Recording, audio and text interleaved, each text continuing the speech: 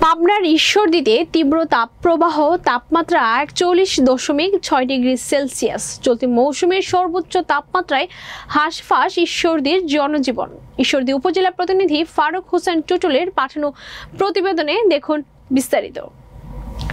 পাবনার ঈশ্বরদীতে চলছে তীব্র তাপপ্রবাহ।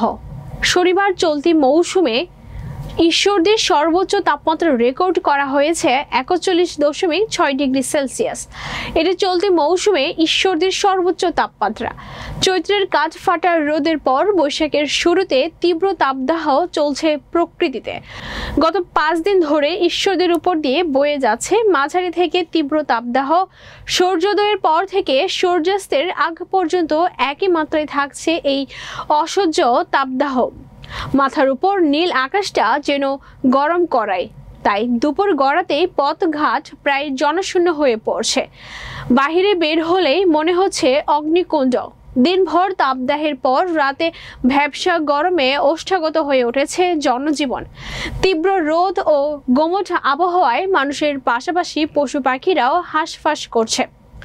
অনেকে সামান্য স্বস্তির জন্য ছুটে চলছেন গাছের ছায়াতলে। এই গরমে সবচেয়ে বেশি দুর্ভোগে পড়েছেন খেটে খাওয়া মানুষজন। বিশেষ করে রিক্সা চালক, ভ্যান চালক থেকে শুরু করে দিন মজুরদের ভোগান্তি চরমে উঠেছে বৈশাখের শুরুতে।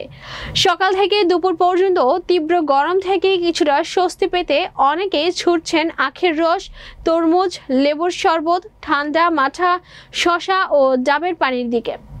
কনফেকশনারি থেকে শুরু করে বিস্কুট বিপণীগুলোতে আইসক্রিম ও কোমল পানীয় ও ঠান্ডা পানির বেচা বিক্রি বেড়েছে দ্বিগুণ।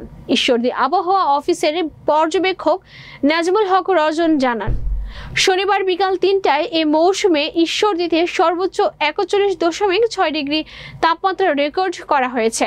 শুক্রবার ঈশ্বরদীতে 40 ডিগ্রি তাপমাত্রা থাকলেও একদিনের ব্যবধানে বেড়ে শনিবার 41.6 ডিগ্রি তাপমাত্রা রেকর্ড করা হয়।